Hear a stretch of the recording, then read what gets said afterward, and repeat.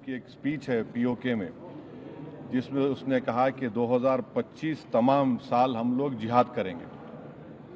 तो ये जिहाद का नाम लेकर, ये भारत में गलत नाम लेकर कत्ल करना चाहते हैं, आतंक फैलाना चाहते हैं। तो यूएस को हम रिक्वेस्ट करें, उनको लॉबी करें कि ये टीआरएफ को एक फॉरेन टेररिस्ट ऑर्गेनाइजेशन बनाए, पाकिस्तान को एफएटीएफ के ग्रे लिस्ट में डाला जाए। यूनाइटेड किंगडम से हमने ट्रेड डील किया है, अब क्या क्या बहुत सी चीज़ें कम हो जाएंगी, टैरिफ कम होगा। तो हम यूके गवर्नमेंट से कहें कि वो भी टीआरएफ को बैन करें और यूके ट्रेजरी पाकिस्तान को सैंक्शन करे। यूनाइटेड स्टेट्स से हम ट्रेड डील करने जा रहे हैं और यूएस प्रेसिडेंट ने कहा कि ज़ीरो टैरिफ होगा एग्रीकल्चर पर। तो ये मोर द रीज़न है कि हम यूएस भी इसको कबूल करें। अब कश्मीर में गवर्नमेंट के पास एक बहुत सुनहरा मौका है, तारीखी मौका है कि वो यकीनन पाकिस्तान को कन्फ्रंट करें, मगर कश्मीरियों को अडॉप्ट करें।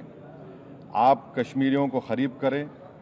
और ख़ास तौर से मैंने कहा कि जो पूंछ में जो लोगों की मौत हुई, सिविलियन लोगों की, और उरी में जो लोग ज़ख्मी हुए, जिनके घर को नुकसान पहुंचा, गवर्नमेंट उनको टेररिस्ट विक्टिम का ऐलान करे, क्योंकि पाकिस्तान शेलिंग में उनकी मौत हुई है, और सिक्योरिटी रिलेटेड एक्सपेंडिचर के तहत मरने वालों को एक्सग्रेशिया दे और सरकार उनका घर बना के दे। और मैंने कहा कि साउथ कश्मीर में गवर्नमेंट को बहुत एहतियात से काम करने की ज़रूरत है। वहाँ के यूथ को हमको ख़रीब करना है।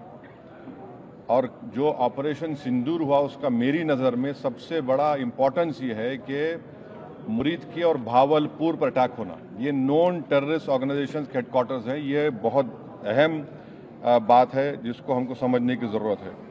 मिलिट्री स्ट्रेटजी वाइज आप देखेंगे, अब हमारे देश के लिए दो फ्रंट पे हॉस्टिलिटी होगी, एलएसी और एलओसी पर। इसलिए कि जब 2016 में उरी हुआ, 2019 में हम बालाकोट किए, आज हमारी 50,000 फौज गलवान और पे बैठी हुई है। तो ये टू फ्रंट हॉस्टिलिटी को हमको देखने की ज़रूरत है। चाइना से हम इतना एक्सपोर्ट कर रहे हैं, इंपोर्ट से ज़्यादा चाइना से इतना इंपोर्ट कर रहे हैं, एक्सपोर्ट से ज़्यादा हो रहा है। तो हम चाइना पर भी इम्प्रेस करें कि वो पाकिस्तान को, टीआरएफ को, जितने टेररिस्ट वांटेड हैं इंडिया, उसको हवाले करें।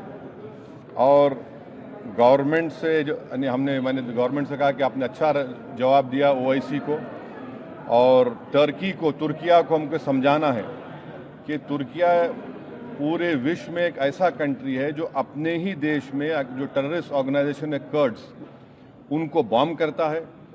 इराक में जब तक उनसे डील नहीं हुई वहाँ बॉम्ब करता था, अब सीरिया में भी बॉम्ब करता है वो। तो तुर्किया को समझाने की ज़रूरत है कि जब आप कर्ड्स के ऊपर जो टेररिस्ट ऑर्गेनाइजेशन है उनको आप एक्शन ले सकते, तो भारत पे क्यों वो सवाल उठा रहे हैं। और हमने कहा कि ये आज पाकिस्तान इसको और एस्केलेट ना करे। इस सिलसिले में आज ईरानियन फॉरेन मिनिस्टर दिल्ली में है, सऊदी फॉरेन मिनिस्टर भी दिल्ली में है।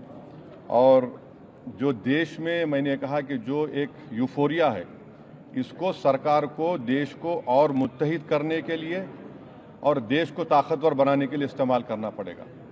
और जो लोग, मैंने जिक्र किया हिमांशी, उस बच्ची का जिसने अपने पति को खोया 6 दिन की शादी के बाद, कि किस तरह सोशल मीडिया पर उसके ऊपर रिकेक हमले किए गए।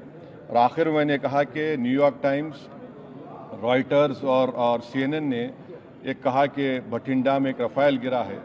वो सही है गलत है हम नहीं जानते, मगर हमने एक गवर्नमेंट से कहा कम से कम इंडियन एयरफोर्स को आप कहिए कि उसको डिनाई करे, ताकि हमारे आर्म फोर्सेस का मोराल और उनके रेपुटेशन में कोई कमी ना आए। Thank you. अभी आप बोल दीजिए। तर 1.5 तास ऑपरेशन सिंदूरवर चर्चा झालेली आहे, सर्वपक्षीय बैठक पार पडलेली आहे। संकट काळात विरोधक सरकार सोबत असल्याचं देखील विरोधकांचं म्हणणं आहे। नवी दिल्लीतील सर्वपक्षीय बैठक संपलेली आहे। ऑपरेशन सिंदूरवर देखील या बैठकीत चर्चा झालेली आहे। विरोधक सरकार सोबत असल्याचं विरोधकांचं म्हणणं आहे। 1.5 तास ऑपरेशन सिंदूरवर या सर्वपक्षीय बैठकीत चर्चा झालेली आहे।